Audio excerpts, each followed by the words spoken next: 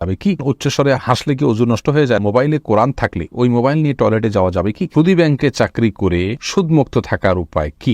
আফিয়া খাতুন মুন্নি জানতে চেয়েছেন, উচ্চস্বরে হাসলে কি ওযু নষ্ট হয়ে যায়? না, উচ্চস্বরে হাসলে ওযু নষ্ট না, তবে নামাজের মধ্যে উচ্চস্বরে হাসলে ওযু নষ্ট হওয়ার কথা ইমাম আবু হানিফা রাহিমাহুল্লাহ বলেছেন। দিবা আপনি জানতে চেয়েছেন, ফরজ নামাজের সিজদায় কি বাংলা দোয়া করা যাবে? উত্তর হলো না, ফরজ নামাজের সিজদায় বাংলা দোয়া করবেন না। মাহমুদ জানতে চেয়েছেন, মামাতো বোনের মেয়েকে বিয়ে করা জায়েজ হবে কি না? মামাতো বোন সে আপনার মাহারাম নন। যেখানে মামাতো বোনকেই সরাসরি বিয়ে করা জায়েজ আছে, সেখানে মামাতো বোনের মেয়েকে তো অবশ্যই বিয়ে করা জায়েজ আছে, কোনো অসুবিধা নেই। জিয়াউদ্দিন জানতে চেয়েছেন, ভাগিনা ভাগ্নিকে আব্বু আম্মু বলে ডাকা যাবে কিনা? অসুবিধা নেই, এটা সে অর্থে প্রকৃত অর্থে আব্বু আম্মু বলা হয় না, যার কারণে ইন্নামা মানবের নিয়াত, তাদেরকে আব্বু আম্মুর মতো শ্রদ্ধার স্নেহের সেই জায়গা থেকে বলা যেতে পারে, কিন্তু পরিচয় দিয়ে আব্বু আম্মু তারা আমার বাবা মা এরকম কোনো পরিচয় তো আপনি দিচ্ছেন না। যদি দিতেন তাহলে সেক্ষেত্রে এটি গুনাহের কারণ হতো। মেহেদী হাসান জানতে চেয়েছেন, নামাজে হাঁচি আসলে কি আলহামদুলিল্লাহ বলতে হবে? ভাই মেহেদী হাসান, নামাজে যদি হাঁচি আসে তাহলে সেক্ষেত্রে আমাদের কোনো কিছু বলতে হবে না, কারণ আলহামদুলিল্লাহ বলা, ইরহামুকাল্লাহ বলা এগুলো সালাতের বাইরের জন্য প্রযোজ্য,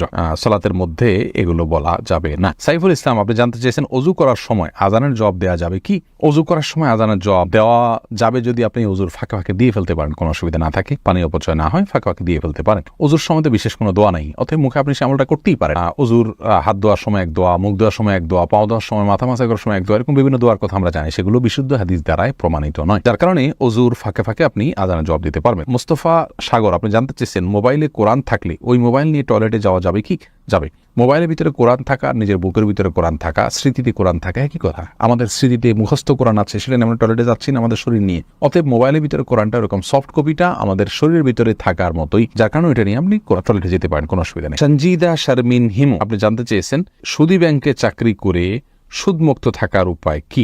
দেখুন, সুদী ব্যাংকে চাকরি করে সুদমুক্ত থাকার একমাত্র উপায় হলো যে আপনি সুদী ব্যাংকের এমন কোন পদে কাজ করবেন যে পদে কাজ করলে সরাসরি সুদের সাথে কোনো সম্পৃক্ততা আপনার থাকবে না, অর্থাৎ কথার কথা সুদের স্যাংশন করা, সুদের সাক্ষী হওয়া, সুদের হিসাব রক্ষণ, এরকম কোনো কিছুর সাথে আপনি সম্পৃক্ত থাকবেন না। এরকম কোনো কিছুর সাথে যদি আপনি সম্পৃক্ত না থাকেন তাহলে সেক্ষেত্রে ইনশাআল্লাহ আশা করা যায় আপনার সেই চাকরি জায়েজ হবে এবং হালাল হবে। রাহাত নাম দেখা যাচ্ছে, এই নাম থেকে আমি যে প্রশ্নটি দেখতে পাচ্ছি সেটা হলো, টেবিল চেয়ারে ভাত খাওয়া যাবে কিনা? উত্তর হলো যাবে, তবে রাসূল করিম সাল্লাল্লাহু আলাইহি ওয়াসাল্লাম সম্পর্কে হাদিসে বর্ণিত হয়েছে, মা আকালা নবী সাল্লাল্লাহু আলাইহি ওয়াসাল্লাম আল খিওয়ান কাত্তু, তিনি কখনো খেওয়ানের উপরে খান নাই। খেওয়ানের ব্যাখ্যা অনেকে বলেছেন টেবিল চেয়ার, যার কারণে এটা অ্যাভয়েড করা, বিশেষ করে হেলান দিয়ে তিনি কখনো খাননি, এরকম একটি বর্ণনা পাওয়া যায়। তো যার কারণে হেলান দিয়ে খাবেন না, যদি চেয়ারে বসেনও খুব আয়েশ করে আয়েশি ভঙ্গিতে খাবেন না, এটুকু খেয়াল করা জরুরি। বাকি এটা খেললে যে গুনাহ হয়ে যাবে ব্যাপারটি সেরকম নয়। আব্দুল্লাহ আল জাবির আপনি জানতে চেয়েছেন, হস্তমৈথুন থেকে বিরত থাকার সবচেয়ে উত্তম উপায় কি? সবচেয়ে উত্তম উপায় হলো নির্জনতা পরিহার করা, কারণ নির্জনতা ছাড়া হস্তমৈথুন হয় না। আপনি নির্জনতা পরিহার করুন, ইনশাআল্লাহ বিদিনিল্লাহ সেটা হবে আপনার জন্য সবচেয়ে বড় সহায়ক। সেই সাথে এ বিষয়ে ক্ষতিকর যে বিষয়গুলো আছে পার্থিব এবং পরলৌকিক, সে আর্টিকেলগুলো পড়ুন এবং যেসব দৃশ্য দেখা এবং অবলোকন করার কারণে হস্তমৈথুনের আগ্রহ জাগ্রত হয় সেগুলো থেকে দূরে সরুন, সেগুলোকে ডিলিট করে ফেলুন এবং সেগুলো থেকে নিজেকে সরিয়ে নিয়ে আসুন, একদম বিচ্ছিন্ন হয়ে যান সেগুলো থেকে, ইনশাআল্লাহ আল্লাহ তাআলা সাহায্য থেকে বিরত থাকার সবচেয়ে উত্তম উপায় কি? সবচেয়ে উত্তম উপায় হলো নির্জনতা পরিহার করা, কারণ নির্জনতা ছাড়া হস্তমৈথুন হয় না।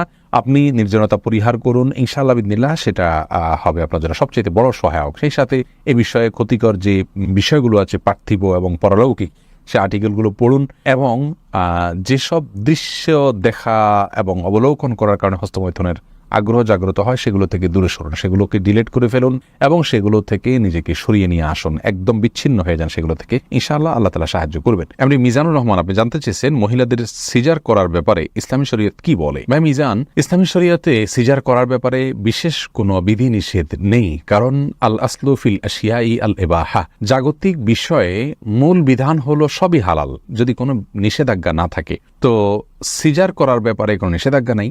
কোনো মায়ের যদি গর্ভস্থ সন্তানকে বের করে আনার জন্য অপারেশন করার প্রয়োজন হয় তাহলে সে ব্যাপারে শরীয়তের কোথাও নিষেধাজ্ঞা দেওয়া হয়নি। ট্রিটমেন্টের অংশ হিসেবে আপনার এরকম কিছু করা যাবে না, এরকম কোনো নিষেধাজ্ঞা যেহেতু নাই, অতএব এটি হালাল, এটাকে হারাম বলবার কোনো কারণ নেই। শরীয়তে যেটাকে হারাম বলেনি সেটা হারাম হয় না, শরীয়তে সব হালাল, জাগতিক এবং দুনিয়াবী বিষয়ের ক্ষেত্রে সবই হালাল, শুধু যেগুলোকে নিষেধ করেছে সেগুলো হারাম। সিজারের বিষয়ে যেহেতু কোনো নিষেধাজ্ঞা নাই, অতএব এটি হালাল ইনশাআল্লাহ বিদিনিল্লাহ, যদি প্রয়োজন হয়। তবে হ্যাঁ, প্রয়োজন ছাড়া সিজার করা এটা অনুচিত। তার কারণ হলো আল্লাহ রাব্বুল আলামিন আমাদেরকে যে নেয়ামত দিয়েছেন, ইচ্ছাকৃত সে নেয়ামতকে নষ্ট করা জায়েজ নেই।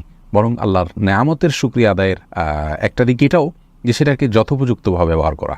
অনেক মা বোনরা আজকাল সিজার করছেন নিছক আপনার শখের বশে বা শৌখিনতা বসে। তার মানে যদি সিজার করেন তাহলে সেক্ষেত্রে তার শারীরিক বিভিন্ন আপনার অসুবিধা থেকে তিনি রক্ষা পাবেন, অথবা তার মনের মতো কিছু হবে, তিনি কষ্ট করতে চাচ্ছেন না, বা এই জাতীয় কারণে অনেক সময় সিজার করা হয়, আমরা শুনে থাকি। সেটা খুবই নিন্দনীয় হবে। কারণ হলো বিনা প্রয়োজনে নিজেকে কষ্ট দেওয়া বা নিজের ক্ষতি করা, এটা এক ধরনের ক্ষতি, নিজেকে ত্রুটির মধ্যে ফেলে দেওয়া।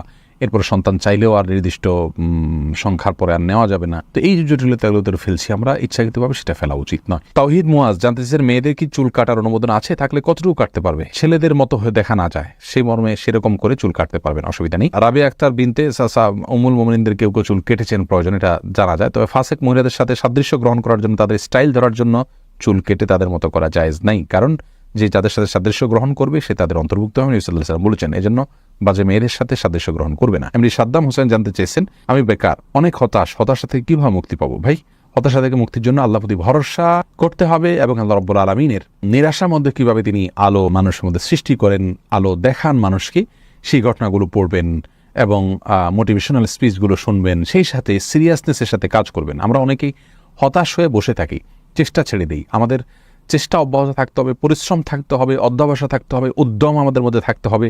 সফলতা ইনশাআল্লাহ পদচুম্বন করবেই। অল্প হোক বিস্তর হোক সফলতা আমরা দেখবো ইনশাআল্লাহ, যদি আমরা সেভাবে কাজ শুরু করি। বেশিরভাগ মানুষ হতাশ হন, তাদের একটা বড় অংশ আপনার বিশেষ করে বেকার হতাশ, তারা কিন্তু আপনার সঠিকভাবে পরিশ্রম করেন না। অনেকে ইগো প্রবলেমের কারণে বিভিন্ন কাজ করতে পারেন না। এগুলো সবগুলো ছেড়ে ছুড়ে দিয়ে হালাল উপার্জনের জন্য চেষ্টা করতে হবে। আল্লাহ তাআলা ইনশাআল্লাহ বারাকা দিবেন। আশরাফ শাওন, আপনি জানতে চেয়েছেন, নামাজের মধ্যে খারাপ ধারা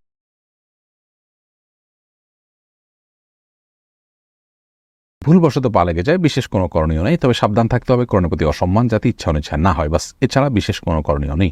পরবর্তী সময়ের জন্য সাবধান হয়ে যাবেন। জান্নাতুল ফিরদাউস, আপনি জানতে চেয়েছেন, আয়াতুল কুরসি পড়ে হাতের মধ্যে জোরে জোরে 3টা তালি দিলে তালির আওয়াজ যতদূর যাবে ততদূর চোর ডাকাত বা শয়তান আসতে পারবে না, এটা কতখানি সত্যি? বোন জান্নাতুল ফিরদাউস, আয়াতুল কুরসি সম্পর্কে রাসূল করিম সাল্লাল্লাহু আলাইহি ওয়াসাল্লাম থেকে একাধিক হাদিস বর্ণিত রয়েছে এর ফজিলত এবং মর্যাদা প্রসঙ্গে।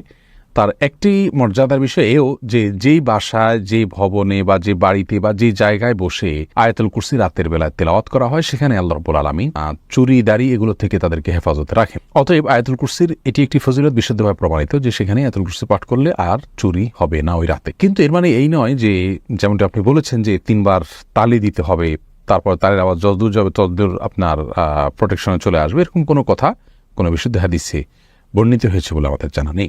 রেজাউন আহমেদ শুভ, আপনি জানতে চেয়েছেন, একজন আদর্শ স্বামীর দায়িত্ব কি কি? একজন আদর্শ স্বামীর দায়িত্ব হলো তার স্ত্রীর শারীরিক চাহিদা পূরণ করা, তার স্ত্রীর আর্থিক চাহিদা অর্থাৎ ভরণ পোষণ এগুলোর ব্যবস্থা করা, তার সাথে সুন্দর আচরণ করা। আল্লাহ বলেছেন, ওয়া আশিরুহুন্না বিল মারুফ, তোমরা স্ত্রীদের সঙ্গে যথাযথভাবে বসবাস করবে, সামাজিক যে তাদের মর্যাদা আছে সেটাকে লক্ষ্য করে বসবাস করবে, গালমন্দ করবে না, অযথা তাকে কষ্ট দিবে না এবং অযথা প্রহার করবে না এবং তার প্রতি অসম্মান অশ্রদ্ধা হয় এরকম কোনো কিছু করবে না। যথাসম্ভব তার কাজে হেল্প করবে। রাসূল করিম সাল্লাল্লাহু আলাইহি ওয়াসাল্লাম স্ত্রীর কাজে হেল্প করতেন, মন খারাপ হলে তাকে সময় দেওয়া, এগুলো সবগুলো আদর্শ স্বামীর দায়িত্ব।